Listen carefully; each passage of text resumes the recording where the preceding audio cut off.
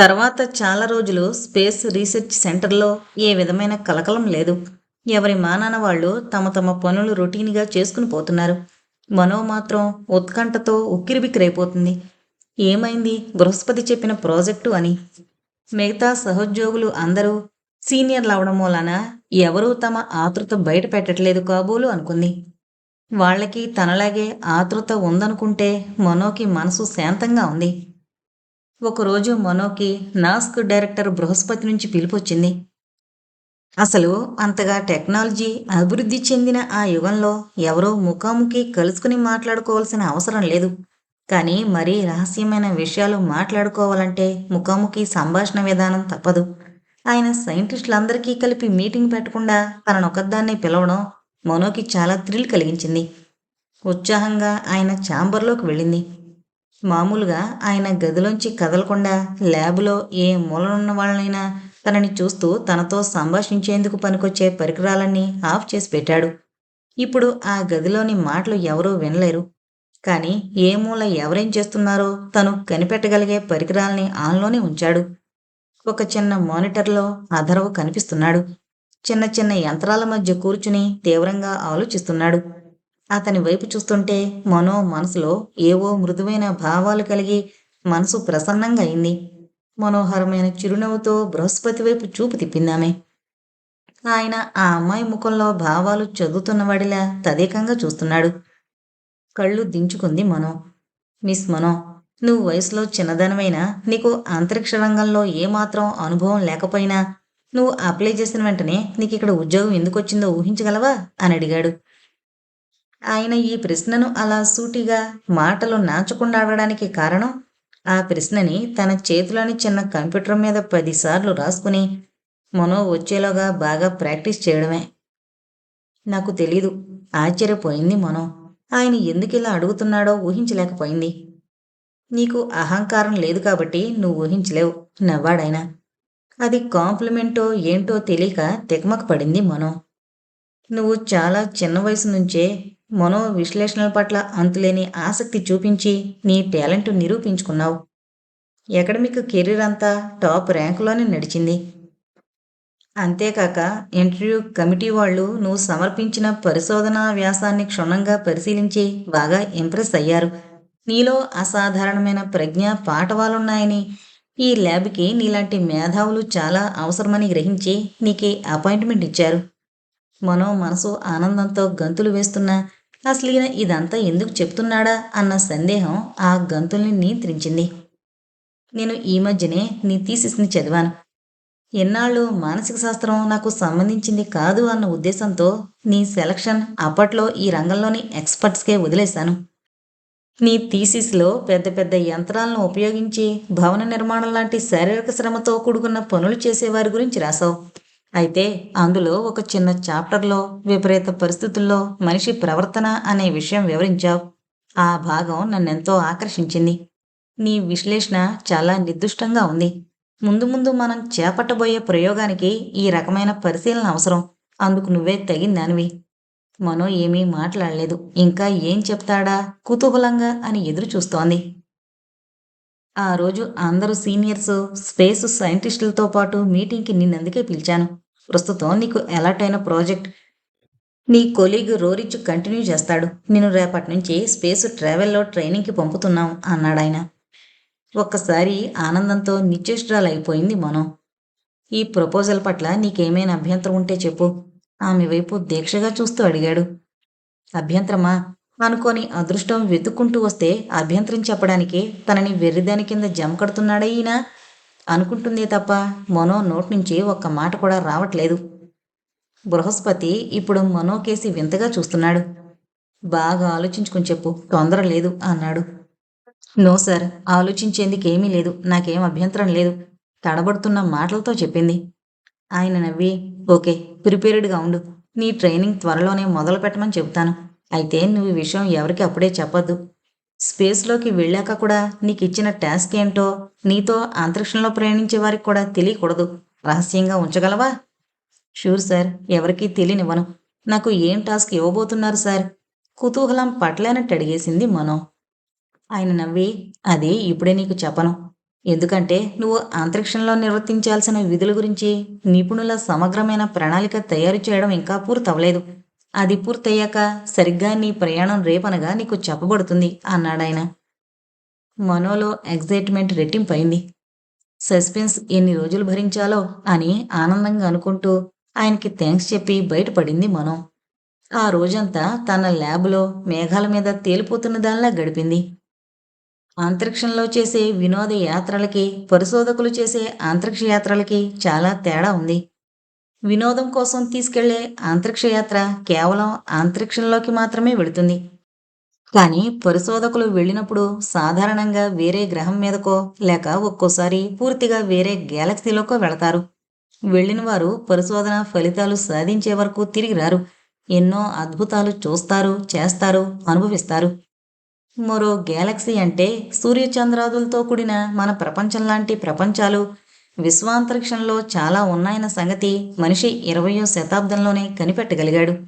అయితే ఆ మరో ప్రపంచాలు లేక ఆ లోకాలు చేరుకునే ప్రయత్నాలు ఈ మధ్యకాలంలోనే కొద్ది కొద్దిగా ఫలితాలనిస్తున్నాయి. మరో లోకానికి ప్రయాణించే అదృష్టం తనని వరించబోతుంది అనుకుంటే మనో గుండె ఆనందంతో గతి తప్పుతోంది.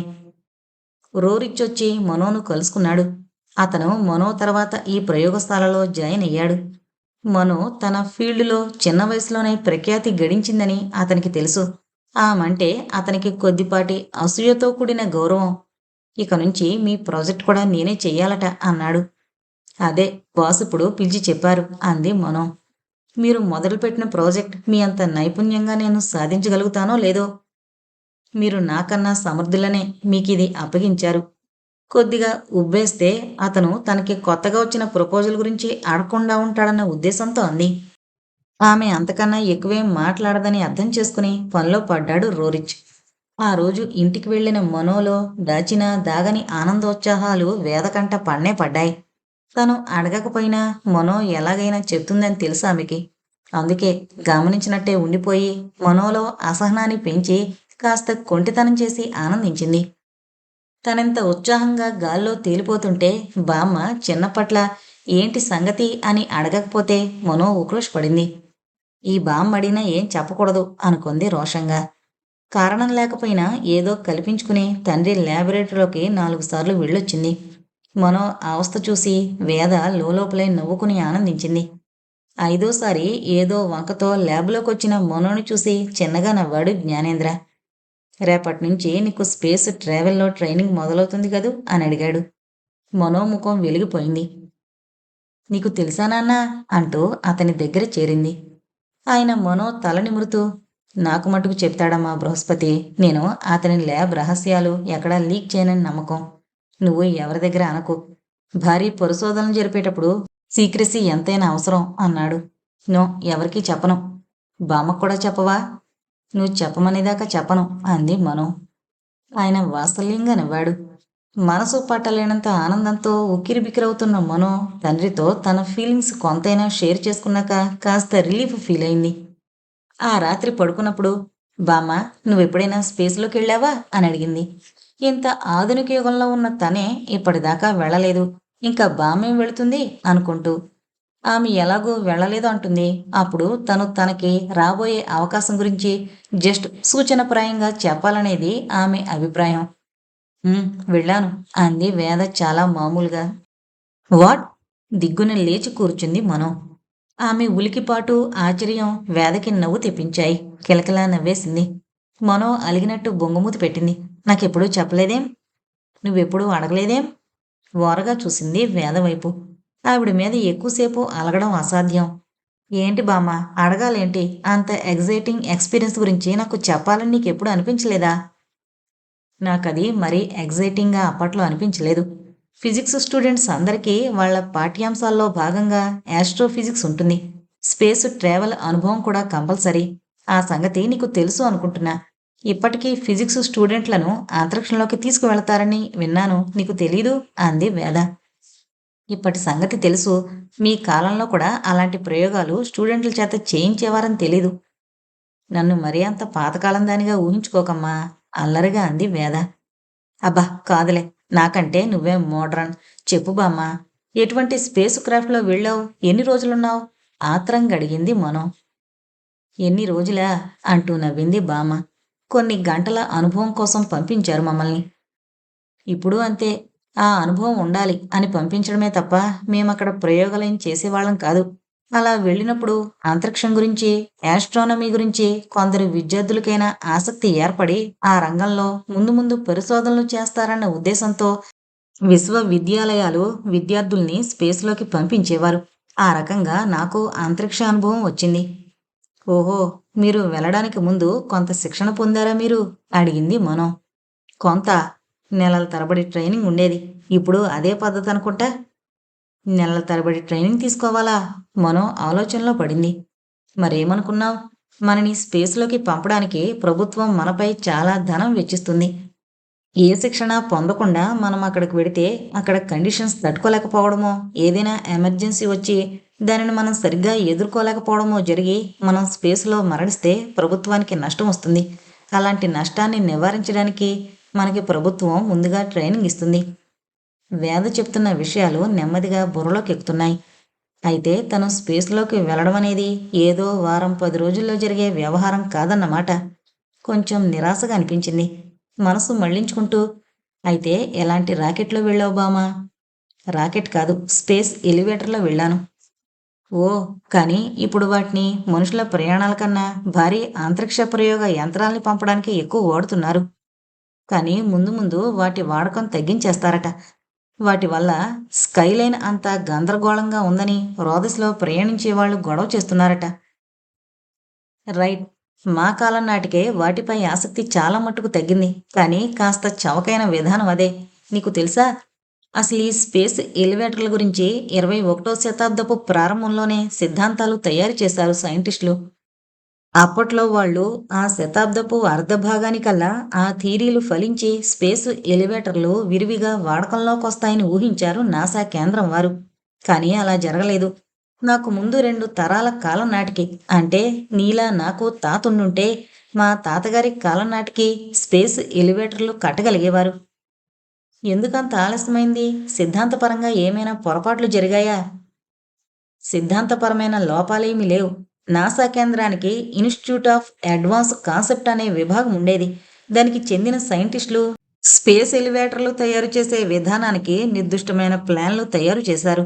అయితే అప్పటి రాజకీయ పరిస్థితులు, మనుషులు, వాతావరణం, పర్యావరణం పట్ల ఖాతరు లేకుండా చేసిన కాలుష్యం ఇవన్నీ ఈ స్పేస్ ఎలివేటర్ల నిర్మాణానికి అడ్డుకట్టలయ్యాయి. రాజకీయ పరిస్థితులా? అంటే ఏంటి బామ్మా? వింతగా అడిగింది మనం. అబ్బా! అది నీకర్థమయ్యేలా చెప్పాలంటే ఒక్క రోజులో అవదు. చాలా శతాబ్దాల క్రితం మనుషులు అధికారం కోసం వెంపర్లాడేవారు. ప్రపంచం దేశాలుగా విభజించబడి ఉండేది. ఇప్పుడున్నట్టే గవర్నమెంట్ అనేది ప్రతి దేశానికి ఉండేది. కానీ ఆ ప్రభుత్వం ఏర్పడే విధానం చాలా వేరుగా ఉండేది. ప్రజల్లో చాలా మందికి ఏ రకమైన విద్య ఉండేది కాదు. రకరకాల వ్యసనాలకు బానిసలై ఒక గమ్యం లేకుండా జీవిస్తుండేవారు. అలాంటి మానవుల బలహీనతలను ఆసరా చేసుకుని కొందరు ప్రభుత్వ అధికారం చేపట్టేవారు. అధికారంలో కొందరు విద్యావంతులు, వివేకవంతులు ఉన్నా కూడా అవినీతి పరులదే పైచేయిగా ఉండేది. విద్యావంతులు ప్రభుత్వానికి ఒక పాలసీని, పద్ధతిని ఏర్పరిచినా కూడా అవినీతిపరులు వాటినన్నింటినీ తమ స్వార్థ ప్రయోజనాల కోసమే వాడుకుంటుండేవారు. అబ్బో! వివరించాలంటే టైం పడుతుంది. నాకు తెలిసింది తక్కువే. నేను కూడా ఇదంతా హిస్టరీలో చదువుకున్నా. కేవలం నా ఆసక్తి కొద్దీ. నీకు వివరించాలంటే క్లుప్తంగా చెప్పడం నా వల్ల కాదు. మీ తాతగారు మళ్ళీ వచ్చినప్పుడు ఇవన్నీ అడిగి తెలుసుకుందువు గాని. అసలు రాజకీయాల్లో నువ్వు ఈ శతాబ్దపు చరిత్రని చదవలేదు. చిన్నతనం నుంచే మానసిక శాస్త్రం మీద దృష్టి నిమగ్నం చేసేసావు కాబట్టి. క్లుప్తంగా చెప్పాలంటే ఇప్పట్ల ప్రజల సౌకర్యం, ప్రపంచ శాంతి అప్పటి గవర్నమెంట్ల ఆశయం కాదు. ప్రతి దేశం ఇతర దేశాల మీద ఆధిపత్యం సంపాదించాలని చూసేది. ఇంకా దేశ పరిపాలనాధికారం చేజిక్కించుకున్న నాయకులు స్వార్థం తప్ప ప్రజల సుఖశాంతుల్ని పట్టించుకునేవారు కాదనే చెప్పాలి. వాతావరణ కాలుష్యం అంటే ఏంటి? ఇంకో ప్రశ్న సంధించింది మనం. ఎందుకంటే మనం ఉంటున్న కాలంలో అసలు కాలుష్యం అనేదే లేనే లేదు. ఇది చెప్పడం కొంత సులభం అంటూ ప్రారంభించింది వేద. 20, 21 శతాబ్దాలలో మనుషులు ప్రకృతి పట్ల ఏమాత్రం జాగ్రత్త లేకుండా భూమిని, ఆకాశాన్ని కూడా విపరీతంగా దురుపయోగం చేశారు. అడవులను కొట్టేసి ఇళ్ళు, రోడ్లు, ఫ్యాక్టరీలు నిర్మించేసి గాలిని, నీటిని కూడా విష పదార్థాలతో నింపేశారు. పచ్చని ప్రకృతి ఆ శతాబ్దాల్లో పూర్తిగా నాశనమైందనే చెప్పొచ్చు. జంతు సంపద, వృక్ష సంపద పూర్తిగా భూమి మీద నుంచి మాయమయ్యేంత పరిస్థితిని తెప్పించారు. దానివల్ల వాళ్ళ ప్రయోగాల్లో ఆశించిన ప్రోగ్రెస్ సాధించలేకపోయారు. అదృష్టవశాత్తు తర్వాతి తరాల మనుషులు ప్రకృతి సంపద యొక్క ప్రాముఖ్యాన్ని గుర్తించి జాగ్రత్తగా తిరిగి భూమండలాన్ని కాలుష్యం నుంచి రక్షించారు. అత్యంత దృఢమైన సూపర్ స్ట్రాంగ్ కార్బన్ నానో కేబుల్స్తో ఈ స్పేస్ ఎలివేటర్లను నిర్మించాలన్నది వాళ్ళ సిద్ధాంతం. వాళ్ళు అలాంటి కేబుల్స్ తయారు చేసుకుని స్పేస్ ఎలివేటర్లను నిర్మించడం మొదలుపెట్టారు కూడా. అయితే ఇందాక చెప్పానుగా, రాజకీయ కారణాలు, ప్రభుత్వాలలో అవినీతి ప్రబలడం, ప్రపంచంలో శక్తివంతమైన దేశాలు ఒకరినొకరు దెబ్బతీయాలన్న కుట్రల వల్ల వాటి నిర్మాణం ఆ శతాబ్దంలో పూర్తి కాలేదు. తర్వాతి తరాల మానవులు కాలుష్యం తగ్గించుకునేందుకు రకరకాల ప్రయోగాలు చేసి శతాబ్దాల నాటి కాలుష్యాన్ని తొలగించుకున్నాక అంతరిక్షయానం మీద పరిశోధనలు పూర్తిగా ఫలించి నా చిన్నతనం నాటికి స్పేస్ ఎలివేటర్లు బాగా ఉపయోగంలోకి వచ్చాయి. అందువల్ల కొన్ని గంటల పాటు నేను స్పేస్లో గడిపి రావడం జరిగింది. తన సుదీర్ఘమైన ఉపన్యాసాన్ని కష్టపడి ఓ ముగింపుకు తెచ్చింది బామ్మ. ఇంతకీ మనో అడిగిన ప్రశ్నలకు తను సరైన సమాధానం చెప్పగలిగిందో లేదో తెలియలేదు ఆవిడికి. మనో మాట్లాడలేదు. వేద చెప్పిన సంగతులు ఆకలింపు చేసుకోవడానికి ప్రయత్నిస్తూ ఆలోచిస్తోంది. తనసలు ఆ సంభాషణ ఎందుకు మొదలుపెట్టిందో మర్చిపోయింది. వేద చెప్పిన సంగతులు నెమరమేసుకుంటుంటే ఒకదాని తర్వాత ఒకటిగా సందేహాలు పుట్టుకొస్తూనే ఉన్నాయి. బామ్మ, స్వార్థం అంటే ఏంటి? చచ్చాను, గలగలా నవ్వింది వేద. అది కూడా నేను చెప్పడం ఏంటి? మానసిక శాస్త్రం చదివిందని నువ్వే నాకు చెప్పాలి. మనిషికున్న బేసిక్ ఇన్స్టింక్ట్స్లో ముఖ్యమైనది స్వార్థం. దాని గురించి చదువుకోలేదా? చదువుకున్నాననుకో, కానీ ఇప్పటి వరకు టిపికల్గా సైన్స్లో డిస్క్రైబ్ చేసిన లాంటి స్వార్థం నాకెవరిలోనూ కనపడలే అంది మనో. అదృష్టవంతురాలివి. మీ తరంలో చాలామందికి ఇలాంటి మానసిక ప్రవృత్తుల గురించి తెలీదు అనుకోవచ్చేమో. మీది ఎలాగైనా లక్కీ జనరేషన్ అంది వేద. 21వ శతాబ్దం ముగిసే నాటికి అవినీతి, పర్యావరణ కాలుష్యం పరాకాష్ఠకు చేరుకున్నాయి. ఆ తర్వాత తరాల్లో కొందరు మనుషులు మహాత్ములై నాయకత్వం వహించి స్వార్థానికి దూరంగా ఉండి మానవ జాతిని సంస్కరించారు. అలా కారణజన్ములుగా ఒక్కో తరంలోనూ కొందరు పుట్టుకొచ్చి మానవ సమాజాన్ని ఉద్ధరించకపోయి ఉంటే మానవజాతి నశించి మొత్తం భూమండలం రాక్షస జాతితో నిండిపోయి ఉండేది. మనో దీర్ఘాలోచనలో మునిగింది. వేద నిద్రపోయింది. మనో ఎంతగానో ఎదురుచూస్తున్న రోదసీయాన శిక్షణ మొదలైంది. అంతరిక్ష ప్రయోగశాల రకరకాల విభాగాలుగా విభజించబడింది. ఒక్కో విభాగం ఒక్కో ప్రత్యేకమైన విధి నిర్వహణ కోసం నిర్దేశింపబడి ఉంటుంది. రోదసీ యాత్రికులకు శిక్షణనిచ్చే విభాగాలన్నీ రోదసీ అన్న పేరుతో ఉంటాయి. తొలి దశ శిక్షణకు రోదసీ 1, తర్వాత దశ రోదసీ 2, అలా రోదసీ 3, రోదసీ 4 వరకు ఉన్నాయి. రోదసీ 1లో మనో శిక్షణ ప్రారంభమైంది. మొదటి దశలో విమానం నడపడంలో శిక్షణనిస్తారు. ఈ పద్ధతి చాలా కాలంగా అమలులో ఉన్నదే. విమానం డిజైన్లో అతి త్వరగా వస్తున్న మార్పుల వల్ల ఎప్పటికప్పుడు ఈ ట్రైనింగ్ అవసరమవుతూనే ఉంది. మొట్టమొదట కాక్పిట్ వాతావరణానికి అలవాటు పడాలి. తర్వాత విమానం టేక్ ఆఫ్ అయి గాలిలో ఎగురుతున్నప్పుడు విమానాన్ని కావలసిన దిశగా నడపగలగడం ఒక పైలట్కి కావలసిన నైపుణ్యాలన్నీ మనం నేర్చుకోవాల్సిందే. దీని తర్వాత అంతరిక్ష నౌక స్పేస్ క్రాఫ్ట్లో శిక్షణ మొదలవుతుంది. ఈ ట్రైనింగ్ పూర్తయ్యాక అదర్వలాగా హెలికార్ వేసుకుని ఇంటికి, శిక్షణా కేంద్రానికి వాయు మార్గాన్ని తిరుగుతూ ఉండాలని నిర్ణయించుకుంది మనో. మనో శిక్షణ ముందుకు ప్రోగ్రెస్ అయ్యే కొద్దీ మనోకు వేదతో గడిపే సమయం తగ్గిపోతోంది. కొత్త కొత్త నైపుణ్యాలు తన వశమవుతున్న ఉత్సాహంలో మనో తను ఇంట్లో గడిపే సమయం తగ్గిపోతుందన్న ధ్యాసే కలగలేదు. ట్రైనింగ్లో మధ్య మధ్య విరామం దొరికినప్పుడు పరీక్షిత్ అదర్వలతో సమయం గడిచిపోతుంది. విశ్రాంతి సమయంలో వాళ్ళందరూ చాలా సంగతులు చర్చించడం అలవాటైంది. మనో కంటే వాళ్ళు సీనియర్లు, సాంకేతిక పరిజ్ఞానం ఉన్నవాళ్ళు అవడంతో వాళ్ళ గైడెన్స్ తీసుకుంటుండేది. తీరిగ్గా కూర్చుని మాట్లాడుకుంటున్నప్పుడు ఎన్ని విషయాలు చర్చించినా అధర్వ మాత్రం సంభాషణను మనో కుటుంబం వైపు మళ్లిస్తుంటాడు. అతనికి ఎంతకీ తనివి తీరదు ఆ కబుర్లు వింటుంటే. మనో ఇతనికి కుటుంబం, ఇల్లు అంటే ఇంత ఇష్టమెందుకో అని మనసులో ఆశ్చర్యపడింది చాలాసార్లు. అదే సందేహం అడిగేసింది ఒకనాడు. నీకు మా ఫ్యామిలీ లైఫ్ గురించి చాలా క్యూరియాసిటీ కదూ. ఇలా డిఫరెంట్ జనరేషన్స్ కలిసి రిలేషన్షిప్ పెట్టుకుని ఉండడం, నేనింత పెద్దదాన్నైనా ఇండిపెండెంట్గా ఉండకుండా వాళ్ళతోనే కలిసి లైఫ్ స్పెండ్ చేయడం, ఇవన్నీ నీకు విచిత్రంగా అనిపిస్తున్నాయా అని అడిగింది.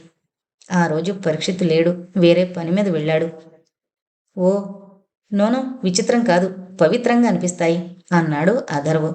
కాస్త ఆశ్చర్యపోయింది మనం. అతనంత చక్కటి మాట ఉపయోగిస్తాడని అనుకోలేదామె. పవిత్రం, థ్యాంక్స్, సంతోషంగా అంది. మీ బామ్మన్న, మీ డాడన్న చాలా రెస్పెక్ట్, చాలా ఇష్టం అన్నాడు. అసలు మీకు ఫ్యామిలీ లైఫ్ అంటే స్వభావ సిద్ధంగా చాలా ఇష్టం ఉన్నట్టుంది. మీరు కూడా గవర్నమెంట్ నుంచి పర్మిషన్ తీసుకుని మీ ఫ్యామిలీ మీరు స్టార్ట్ చేసుకోవచ్చు కదా అంది మనో.